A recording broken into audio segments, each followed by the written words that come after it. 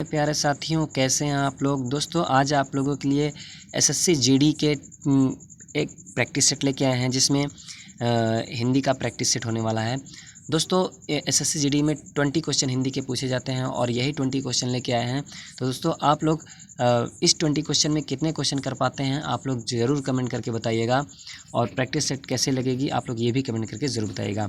तो आइए practice set को स्टार्ट करते हैं। Practice set 1। आगे हम आप लोगों के लिए और भी प्रैक्टिस सेट लेके आएंगे और लेके आते रहेंगे जब तक आपका एग्ज़ाम कंप्लीट नहीं हो जाएगा, तब तक हम आपको प्रैक्टिस सेट देते रहेंगे।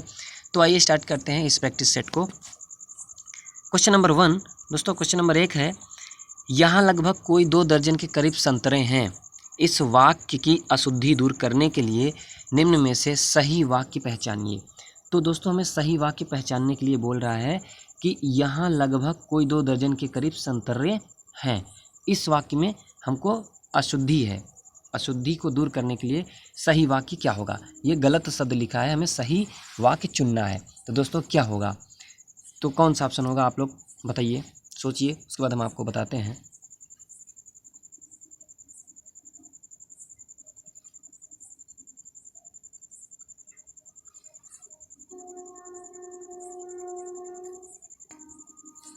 चलिए हम आपको बताते हैं दोस्तों।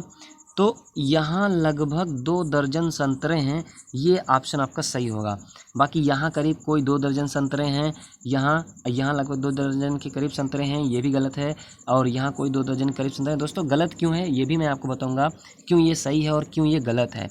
दोस्तों मैं आपको बता दूँ कि लगभग, एक लगभग शब्द हो गया, एक कोई शब्द हो गया, एक करीब शब्द हो गया। लगभग, कोई, करीब, ये तीनों शब्द दोस्तों समानार्थी शब्द हैं और अनिश्चित अर्थ के बोधक हैं। दोस्तों अनिश्चित अर्थ के लिए यूज़ होते हैं, अतः वाक्य में दोस्तों इनका प्रयोग करना चाहिए। तो किसी एक का प्रयोग करना चाहिए, सबका प्रयोग आप एक साथ कर दोगे तो नहीं हो पाएगा दोस्तों। जैसे देखिए यहाँ लगभग 2 दर्जन संतरे हैं, इसमें 2 का नहीं यूज हुआ है, लेकिन लगभग, कोई, करीब, कोई और करीब देखिए एक साथ यूज हुआ है, तो ये ऑप्शन गलत हो जाएगा। ये लगभग 2 दर्जन, लगभग और करीब ये भी 2 साथ यूज हुए हैं। कोई 2 दर्जन करीब, कोई करीब एक साथ यूज हुआ तो ये भी नहीं होगा, क्योंकि दोस्तों हम आपको पहले ही बता दिए कि लगभग, कोई, करीब ये समानार्थी शब्द होते हैं, इसलिए इनमें से कोई एक यूज हो सकता है, दोनों या तीनों एक साथ नहीं यूज हो सकते, इसलिए पहला ऑप्शन सही होगा। अगला क्वेश्चन दोस्तों, दिए गए विकल्पों में से विकीर्ण शब्द का विपरीतार्थी शब्द कौन सा होगा। विकीर्ण शब्द का दोस्तों पूछ रहा है, विपरीतार्थी शब्द माने विलोम शब्द। तो बताइए आप लोग दोस्तों क्या होगा, विस्तार, भीतर, वितरण या एकत्र, कौन सा ऑप्शन सही होगा। तो दोस्तों हम आपको बता दें तो ऑप्शन नंबर डी, माने डी वाला, A B C D ऐसे मानिए, तो एकत्र आपका ऑप्शन एकदम सही होगा। एकत्र विकीर्ण का विपरीतार्थी शब्द है। बाकी दोस्तों बाहर का जो विपरीतार्थी शब्द है, बाहर का, वो होता है भीतर। क्या होता है, भीतर। ये भीतर किसका हो गया, बाहर का हो गया। बाहर का विपरीतार्थी भीतर हो गया, या अंदर कह सकते हो। और दोस्तों संग्रहण का विपरीतार्थी शब्द वितरण होता है। संग्रहण, इनका संग्रहण होता है, संग्रहण, ठीक है। तो वितरण का विपरीतार्थी संग्रहण होता है, ठीक है। और जो एकत्र है आपका पता चल गया, विकीर्ण हो गया। और विस्तार किसका होगा, संक्षेप। विस्तार का क्या होगा, संक्षेप होगा। तो विस्तार का होगा संक्षेप, और भीतर का होगा बाहर, वितरण का होता है विकीर्ण, और एकत्र का होता है दोस्तों वितरण का होता है विकीर्ण नहीं, एकत्र का होता है विकीर्ण, और विकीर्ण का होता है एकत्र। विस्तार का हमारा होता है संक्षेप। क्या होता है, संक्षेप। और भीतर का हमारा होता है बाहर, और वितरण का हमारा क्या होता है,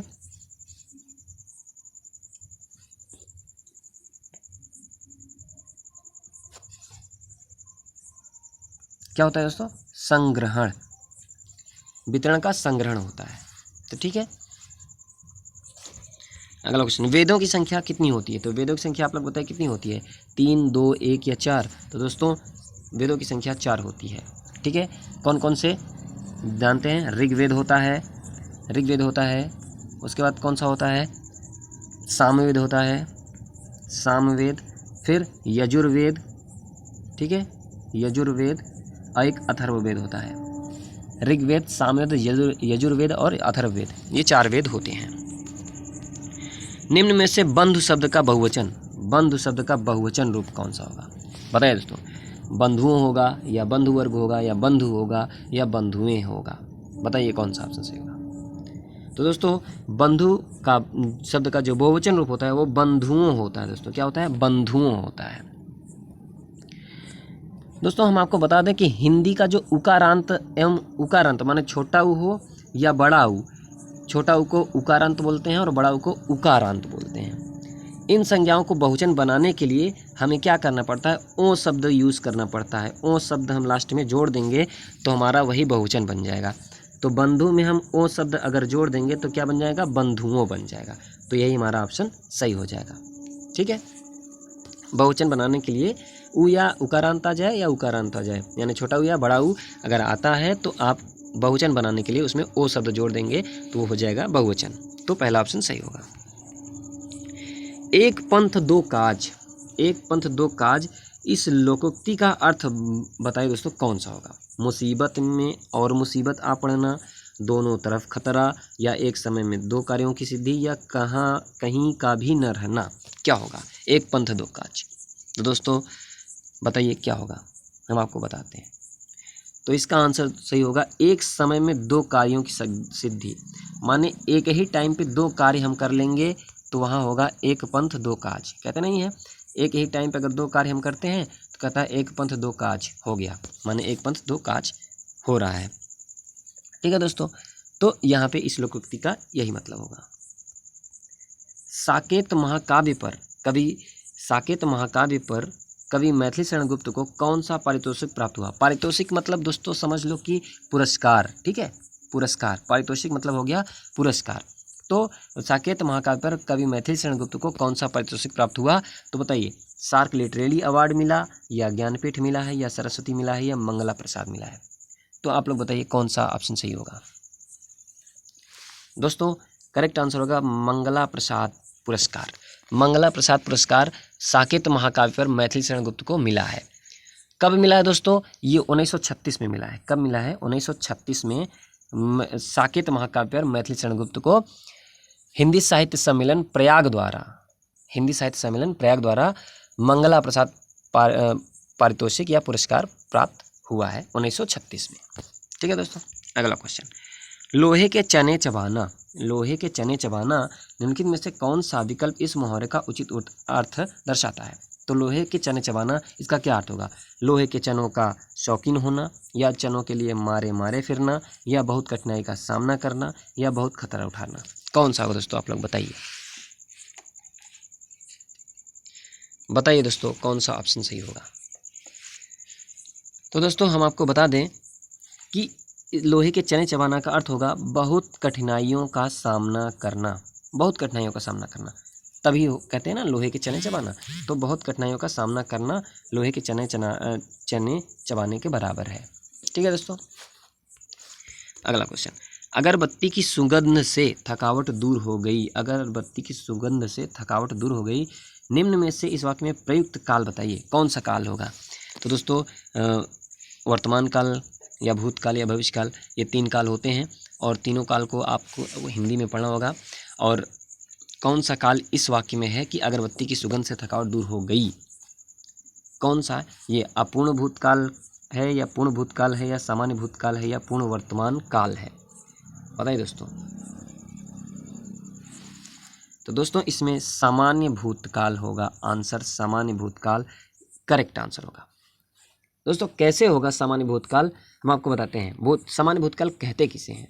तो दोस्तों सामान्य भूतकाल उसे कहते हैं कि जिससे भूतकाल की क्रिया के विशेष समय का ज्ञान न हो। विशेष समय का ज्ञान अगर नहीं होगा तो वहाँ पे सामान्य भूतकाल होगा। ठीक है,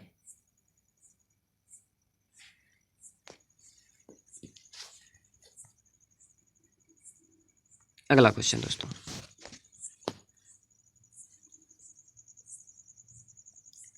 दिए गए विकल्पों में प्रचुर का विलोम कौन सा होगा? प्रचुर का विलोम कौन सा होगा? बताइए। मृदुल होगा, निम्न होगा, अल्प होगा, उद्भव होगा, कौन सा ऑप्शन सही होगा? तो प्रचुर का विलोम होता है दोस्तों, जो प्रचुर का विलोम हमारा होता है वो होता है अल्प। प्रचुर का विलोम क्या होता है? अल्प होता है। और निम्न क्या क्या होगा? निम्न का उच्च होगा दोस्तों, क्या होगा? उच्च होगा। निम्न का उच्च हो जाएगा, निम्न का उच्च हो जाएगा, ठीक है। और प्रचुर का आप जानेंगे अल्प होगा। और मृदुल, मृदुल का जो विलोम होगा वो क्या होगा? कठोर होगा दोस्तों, क्या होगा? कठोर। मृदुल का कठोर होगा, ठीक है। अगला क्वेश्चन, मेरी बहन उच्च शिक्षा तथा ऑस्ट्रेलिया जा रही है। दोस्तों यहाँ पे आप तथा वर्ड को काट दीजिएगा, उसके बाद आप बताइए कि मेरी बहन उच्च शिक्षा डैश डैश डैश ऑस्ट्रेलिया जा रही है। यहाँ पे कौन सा, चारों ऑप्शन में कौन सा शब्द चुने कि वाक्य पूर्ण हो जाए? तो पर या के लिए या में या को, कौन सा होगा? मेरी बहन उच्च शिक्षा, तो दोस्तों यहाँ पे सही अर्थ देगा के लिए, के लिए सही ऑप्शन होगा। तो मेरी बहन उच्च शिक्षा के लिए ऑस्ट्रेलिया जा रही है। अगला क्वेश्चन, जहाँ शब्दों के अर्थ से चमत्कार स्पष्ट हो वहाँ कौन सा अलंकार होता है दोस्तों? बताइए। जहाँ शब्दों के अर्थ से चमत्कार स्पष्ट हो, शब्दों के अर्थ से, शब्दों से नहीं दोस्तों, ध्यान से क्वेश्चन को पढ़िएगा। शब्दों के अर्थ से चमत्कार उत्पन्न हो, स्पष्ट हो, वहाँ पे कौन सा अलंकार होता है? तो दोस्तों वहाँ पे अर्थालंकार यूज होता है, अर्थालंकार। तो ठीक है दोस्तों, अर्थालंकार के भेद कौन कौन से होते हैं दोस्तों? एक होता है उपमा अलंकार, ठीक है, एक होता है उपमा, एक होता है रूपक, ठीक है, एक उपमा हो गया, एक रूपक हो गया, एक उत्प्रेक्षा अलंकार भी होता है दोस्तों। कौन सा? उत्प्रेक्षा, उत्प्रेक्षा अलंकार हो गया। एक संदेह भी होता है दोस्तों, संदेह, संदेह। और एक व्यतिरेक, क्या हो गया? व्यतिरेक। ये 3 4 5 अलंकार होते हैं जो अर्थालंकार के, ठीक है दोस्तों। एक उपमा, एक रूपक, उत्प्रेक्षा, संदेह, व्यतिरेक आदि अर्थालंकार के भेद हैं। अगला क्वेश्चन दोस्तों, स्त्रीलिंग शब्द का, स्त्रीलिंग शब्द को पहचानिए तो कौन सा होगा? स्त्रीलिंग शब्द कौन सा है? काशीदार है या जुर्राब है या पाजामा है या घाघरा? तो बता दोस्तों कौन सा है? तो करेक्ट आंसर होगा जुर्राब। जुर्राब एक स्त्रीलिंग शब्द है दोस्तों। क्या है? एक स्त्रीलिंग शब्द है। जुर्राब एक स्त्रीलिंग शब्द है, जुर्राब। बाकी जितने हैं, काशीदार हो गया, पाजामा, घाघरा, ये तीनों पुल्लिंग है दोस्तों। क्या है? पुल्लिंग है, पुल्लिंग है। अगला, दिव्या और सौम्या में बड़ी है। दिव्या और सौम्या में बड़ी है, तो दोस्तों कौन सा ऑप्शन सही होगा? स्वयं, कौन, कुछ, कोई, कौन सा सटीक इसमें बैठेगा? तो दिव्या और सौम्या में कौन बड़ी है, कौन अगर हम रख देंगे एकदम सही सेंटेंस बन जाएगा। दिव्या और सौम्या में कौन बड़ी है? दिए गए विकल्पों में भाल का समानार्थी शब्द कौन सा है? भाल का समानार्थी शब्द पूछा दोस्तों। मस्तक होगा, प्रलय होगा, उन्नत होगा या भाला होगा? बताइए आप लोग कौन सा होगा? तो भाल का समानार्थी शब्द दोस्तों होता है मस्तक। क्या होगा? मस्तक। भाल का समानार्थी शब्द दोस्तों मस्तक होगा, मस्तक। निम्न में से बुढ़िया का बहुवचन रूप, बुढ़िया का बहुवचन रूप बताइए दोस्तों। बुढ़िया का बहुवचन क्या होगा? बुढ़िया होगा या बुढ़ियों होगा या बुढ़िया होगा या बुढ़ियाएं होंगे? क्या होगा बुढ़िया का बहुवचन? तो दोस्तों बुढ़िया होगा, सी ऑप्शन करेक्ट, बुढ़िया होगा। कैसे होगा ये भी आप लोग थोड़ा सा देखिए दोस्तों। जो स्त्रीलिंग शब्दाएं, स्त्रीलिंग जो संज्ञाएं होती हैं, बुढ़िया तो स्त्रीलिंग ही है, तो जो स्त्रीलिंग संज्ञाएं होती हैं उसके अंत में या आता है। ठीक है, क्या आता है? या आता है, और उसके ऊपर चंद्रबिंदु लगाने से बहुवचन बन जाता है। जो स्त्रीलिंग शब्द होते हैं, स्त्रीलिंग, तो बुढ़िया स्त्रीलिंग शब्द हो गया और उसमें लास्ट में या आ गया, और जब लास्ट में या आ जाता है तो उसके ऊपर चंद्रबिंदु लगाने से वो बहुवचन रूप धारण कर लेता है। क्या? बहुवचन रूप में आ जाता है। ठीक है, इसलिए ऑप्शन बुढ़िया वाला एकदम सही होगा। चिरजीवो जोरी जुरे क्यों न स्नेह गंभीर, को घटिए वृष भानुजा वे हलधर के वीर। इन पंक्तियों में किस अलंकार का प्रयोग किया गया है? किस अलंकार का प्रयोग किया गया है दोस्तों, आप लोग बताइए। कौन सा अलंकार यूज हुआ है? उत्प्रेक्षा अलंकार, उपमा अलंकार, रूपक या श्लेष? कौन से अलंकार का प्रयोग किया गया है, बताइए।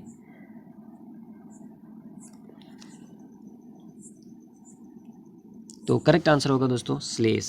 श्लेष अलंकार का प्रयोग किया गया है। दोस्तों ऊपर की जो पंक्ति है वृष भानुजा, वृष भानुजा के यहाँ पे दो अर्थ निकल के आते हैं। वृष भानुजा यहाँ पे दो अर्थ निकल के आते हैं, ठीक है दोस्तों। वृष भानुजा के दो अर्थ निकलते हैं। एक पहला वृष भानु की पुत्री राधा, ठीक है। वृष भानु की जो पुत्री हैं वो राधा का नाम निकल के आता है, ठीक है। वृष भानु की पुत्री राधा का नाम निकल के आता है। और एक होता है बैल, वृषभ, वृषभ माने बैल, बैल की अनुजा बहन, ठीक है। भानुजा माने होता है बहन, वृषभ माने हो गया दोस्तों बैल हो गया, और वहीं पे अनुजा है तो इसका मतलब हो गया बहन। अनुजा मतलब होता है बहन, तो वृष भानुजा माने होता है, एक तो हो गया बैल की बहन, ठीक है, एक होता है वृष भानु की पुत्री राधा की बात कर रहा है। तो यहाँ पे दो अर्थ निकल के आ रहे हैं आपके, दो अर्थ निकल के आ रहे हैं। अब इसी तरीके से हलधर के भी दो अर्थ निकल के आ रहे हैं। एक होता है हलधर का मतलब होता है दोस्तों, एक होता है बलराम। क्या होता है? एक होता है बलराम। हलधर के भी दो अर्थ निकल कर आते हैं, एक होता है बलराम, ठीक है। क्या होता है? एक होता है बलराम और एक होता है बैल। एक होता है बैल, एक होता है बलराम, ठीक है। हलधर के भी और वृष भानुजा, यहाँ पे दो अर्थ निकल के आ रहे हैं। तो दोस्तों यहाँ पे क्या, कौन सा अलंकार होगा? श्लेष अलंकार होगा। जहाँ एक ही शब्द के दो या दो से अधिक अर्थ निकले वहाँ पे क्या होता है? श्लेष अलंकार होता है दोस्तों। कौन सा? श्लेष अलंकार होता है। जहाँ एक ही शब्द के दो अर्थ निकले या दो से अधिक अर्थ निकले वहाँ श्लेष अलंकार होता है। तो यहाँ वृष भानुजा और हलधर के दो अर्थ निकलते हैं, तो यहाँ पे कौन सा अलंकार हो जाएगा? तो यहाँ पे श्लेष अलंकार हो जाएगा। क्वेश्चन नंबर 17 दोस्तों ये कहता है, हनुमान की पूंछ में लग न पाई आग, लंका सगरी जल गई, गए निशाचर भाग। इस पंक्तियों में कौन सा अलंकार व्यक्त किया गया है? बताइए दोस्तों कौन सा अलंकार? कि हनुमान की पूंछ में लग न पाई आग, लंका सगरी जल गई, गए निशाचर भाग। तो कौन सा अलंकार होगा दोस्तों? यहाँ पे बताइए, अतिशयोक्ति होगा, रूपक होगा, अनित्य होगा, उपमा होगा। तो दोस्तों करेक्ट आंसर होगा अतिशयोक्ति अलंकार। अतिशयोक्ति अलंकार वहाँ होता है दोस्तों जहाँ पर किसी वस्तु का बढ़ा चढ़ा कर वर्णन किया जाए। जहाँ पर किसी भी वस्तु का बढ़ा चढ़ा कर वर्णन किया जाए वहाँ पे अतिशयोक्ति अलंकार होता है। जैसे यहाँ पर बढ़ा चढ़ा की बात की गई है कि हनुमान की पूंछ में लग न पाई आग, लंका सगरी जल गई, गए निशाचर भाग। बढ़ा चढ़ा कर भाई हनुमान जी की पूंछ में आग लगा दी गई, लंका सारी जल गई, सारे निशाचर भाग गए। तो ऐसे बढ़ा चढ़ा कर बात की गई है। जैसे कहीं भी दुर्घटना होती है तो थोड़ा सा लगा, अरे उसको बहुत ज़्यादा चोट आ गई, ये हो गया वो हो गया, तो बढ़ा चढ़ा कर जहाँ बात करते हैं वहाँ पे अतिशयोक्ति अलंकार होता है। क्वेश्चन नंबर 18 दोस्तों, गांधी को राष्ट्रपिता कहा गया है, वाक्य में संज्ञा किस से किस रूप में परिवर्तित हो रही है? दोस्तों ये संज्ञा जो है, संज्ञा आप पढ़े होंगे 5 टाइप की होती हैं संज्ञा। तो व्यक्तिवाचक, जातिवाचक, द्रव्यवाचक, भाववाचक, समूहवाचक। तो 5 प्रकार की संज्ञा होती है। तो कह रहा है कि ये गांधी को राष्ट्रपिता कहा गया है, तो इसमें से व्यक्तिवाचक से जातिवाचक हो रहा है, या जातिवाचक से व्यक्तिवाचक हो रहा है, या भाववाचक से जातिवाचक हो रहा है, या व्यक्तिवाचक से भाववाचक हो रहा है। कौन सा हो रहा है? तो बताइए आप लोग कौन सा ऑप्शन सही होगा?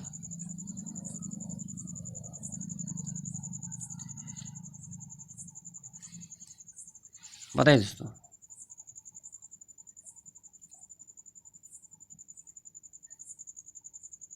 तो दोस्तों यहाँ पे जातिवाचक से व्यक्तिवाचक यूज हो रहा है दोस्तों। जातिवाचक से व्यक्तिवाचक यूज हो रहा है दोस्तों।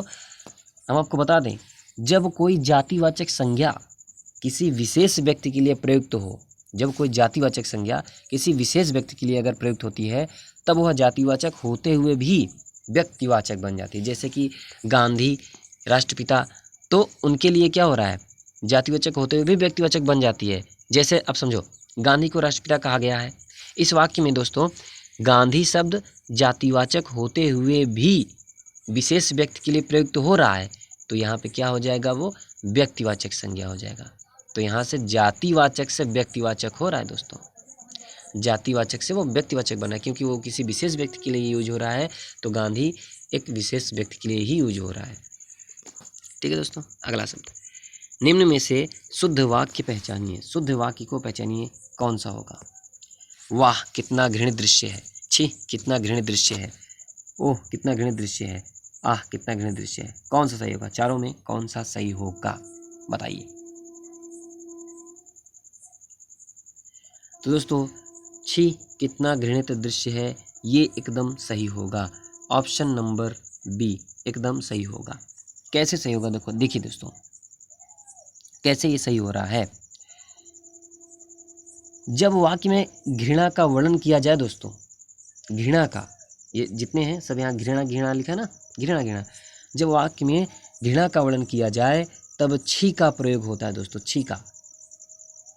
ये वाह शब्द दोस्तों सुंदरता के लिए यूज होता है, किसके लिए, सुंदरता, जहाँ सुंदरता की बात हो वहाँ वाह शब्द यूज होता है। ठीक है, छी घृणा के लिए यूज होगा। और दोस्तों ओह जो शब्द होता है ना, ये ओह, ये जहाँ पे आश्चर्य की बात की जाए, ओह आश्चर्य की ओह होता है, तो आश्चर्य का जब बोध हो तो वहाँ पे ओह का शब्द यूज होता है।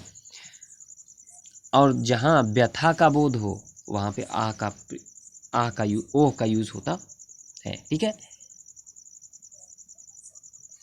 आश्चर्य के लिए सॉरी यहाँ पे आप लोग ध्यान से देखिएगा, जो वाह शब्द है, सबसे पहले क्वेश्चन का आंसर होगा छी कितना घृणित दृश्य है। ठीक है, छी कितना घृणित दृश्य, यही से होगा, क्योंकि घृणा के साथ जो लगने वाला है छी प्रयोग होगा, तो घृणा का जो प्रयोग होता है, घृणा जो है, घृणा का वर्णन किया गया है अगर वाक्य में, तब छी का प्रयोग होता है। और सुंदरता के लिए दोस्तों वाह का यूज होता है। ठीक है, सुंदरता के लिए वाह, जहाँ भी सुंदरता की बात, वाह कितना सुंदर है, तो वाह हो गया। घृणा के लिए छी हो गया। ओह वहाँ यूज होता है दोस्तों, ओह कहाँ यूज होता है, जहाँ आश्चर्य की बात हो, वहाँ पे ओह यूज होता है, आश्चर्य की बात हो वहाँ ओह यूज होता है, जहाँ आश्चर्य की बात हो। ठीक है, आह कितना घृणित दृश्य है, आह दोस्तों वहाँ होता है जहाँ व्यथा का बोध हो, वहाँ पे आह शब्द यूज होता है। दोस्तों ये था प्रैक्टिस सेट का लास्ट क्वेश्चन। दिए गए विकल्पों में अकुलाना का समानार्थी शब्द पूछ रहा है, अकुलाना शब्द का समानार्थी शब्द कौन सा होगा। तो दोस्तों अकुलाना का होगा, क्या होगा, संवरना होगा, अभिवादन होगा, प्रसन्न होगा, या व्याकुल होना, क्या सा होगा। दोस्तों इसका करेक्ट आंसर होगा अकुलाना का व्याकुल होना। क्या होगा, व्याकुल होना। तो दोस्तों आप लोग कमेंट करके ज़रूर बताइए कि आपके 20 क्वेश्चन में कितने क्वेश्चन सही किए हैं। और अगर आपका 20 क्वेश्चन में, वैसे तो आपका 20 सही होना चाहिए, नहीं तो 16, 17, 18, दोस्तों 17, 18 तो होना ही होना चाहिए। तो आप लोग कमेंट करके बताइए आपके कितने सही हुए।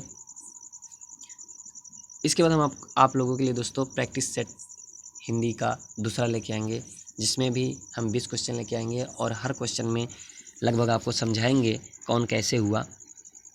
तो वीडियो दोस्तों अगर पसंद आई हो तो आप लोग एक लाइक ज़रूर करिएगा, और वीडियो को दोस्तों अपने दोस्तों तक शेयर कर दीजिएगा, जिससे आपके दोस्त का भी भला हो सके।